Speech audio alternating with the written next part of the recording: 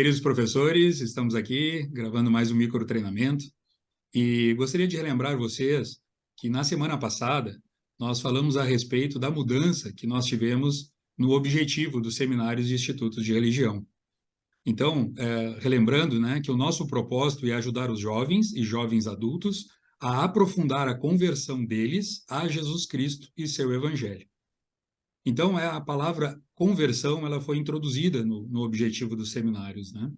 E no treinamento passado, então, nós falamos que o convite para que os jovens estejam na nossa sala de aula é muito importante, porque se os jovens estiverem, nós vamos estar ajudando eles nessa etapa, né, de poderem, então, serem ensinados e poderem ter a sua conversão a Jesus Cristo, né?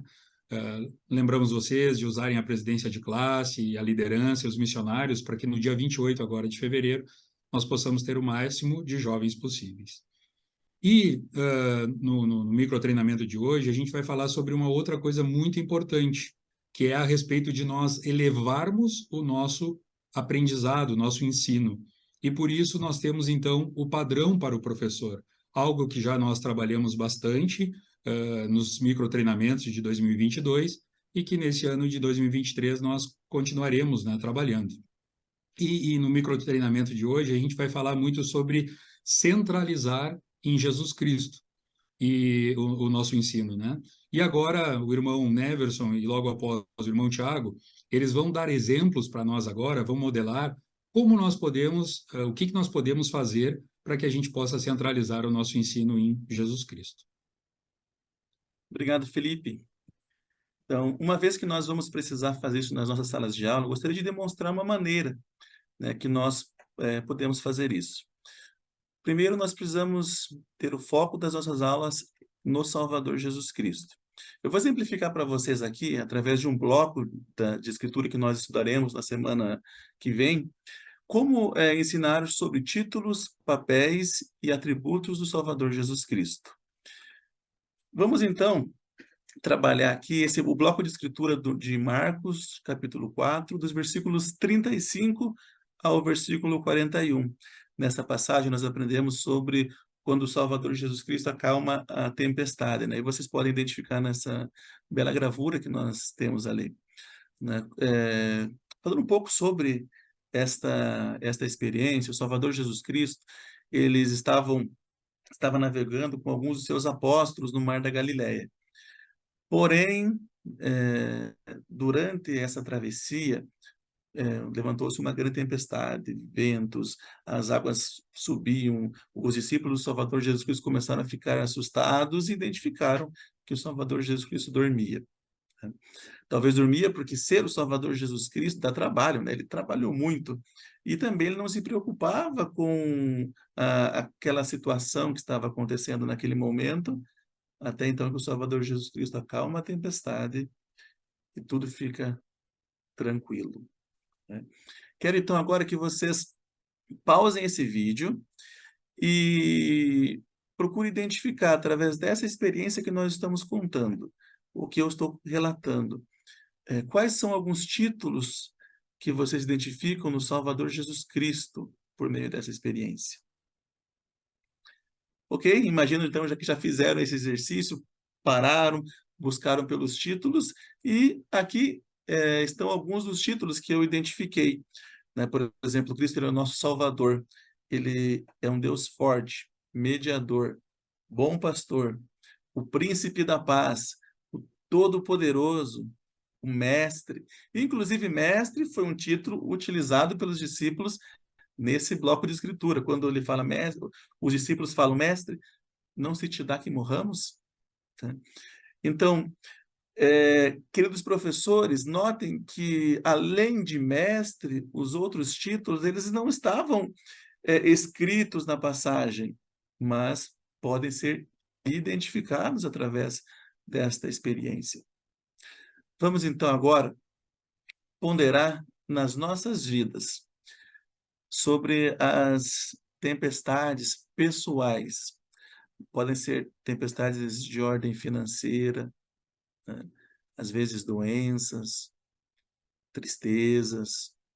Essas doenças elas podem ser às vezes físicas ou emocionais. né?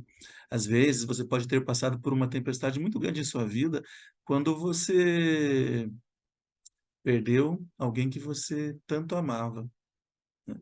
Pondera sobre essas tempestades pessoais. Enquanto você pondera, pensa agora na resposta da seguinte pergunta: em que momento você percebeu Cristo acalmando a tempestade em sua vida?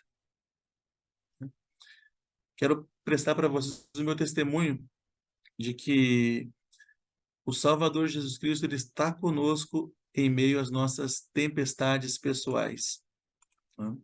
Assim como ele acalmou as tempestades nesta ocasião que nós lemos, ele vai acalmar as tempestades nas nossas vidas.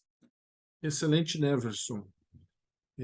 Eu gostaria também de dar um outro exemplo que foi abordado do padrão para o professor. Então, focando ainda no Salvador Jesus Cristo, mas um outro ponto que é ajude os alunos a virem a Cristo. E nesse ponto que está destacado aí nesse bloco, né, ajude os alunos a reconhecer o amor, o poder e a misericórdia do Senhor em suas vidas. Então eu peguei um outro exemplo que vocês darão a aula na semana que vem, que aborda o capítulo 7 do livro de Lucas. Então, nesse capítulo 7, existe uma história que é quando o Salvador ele aparece numa cidade de Naim e ele levanta dos mortos o filho de uma viúva.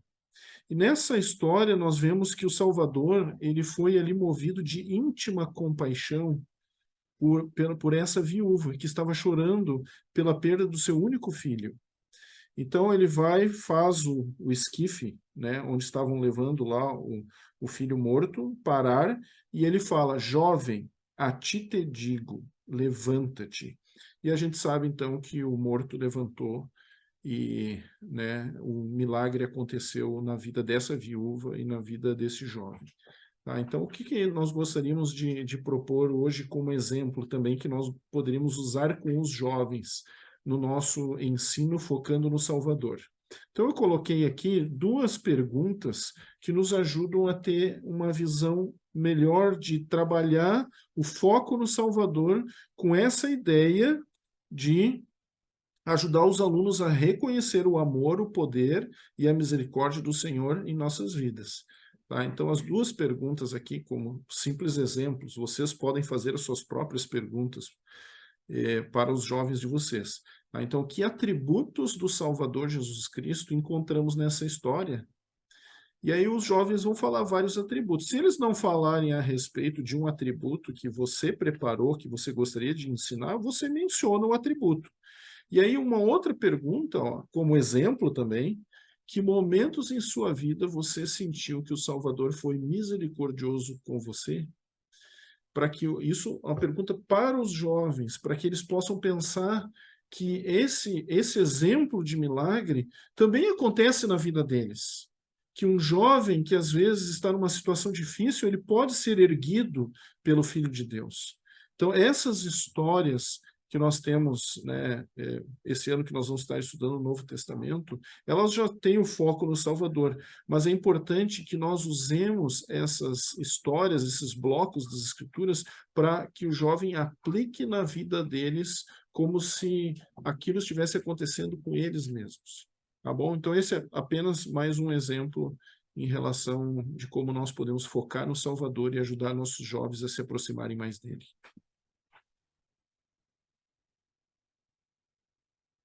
Muito bem, professores. Então, nessa semana, nós disponibilizaremos para vocês aquele documento, um arquivo, onde está ali falando sobre o padrão do ensino, como ensinar como Salvador. E o nosso convite para vocês hoje é que vocês possam fazer a avaliação que tem ali, né? E também que vocês possam, no momento de preparar a sua aula, focar em centralizar o ensino em Cristo, né? Vamos utilizar os modelos que nós ouvimos aqui do irmão Neverson e do irmão Tiago, para que nós possamos ter inspiração para nós fazermos a nossa própria aula, né? Então, que cada um possa preparar a sua aula e lembrar da importância de centralizar em Cristo.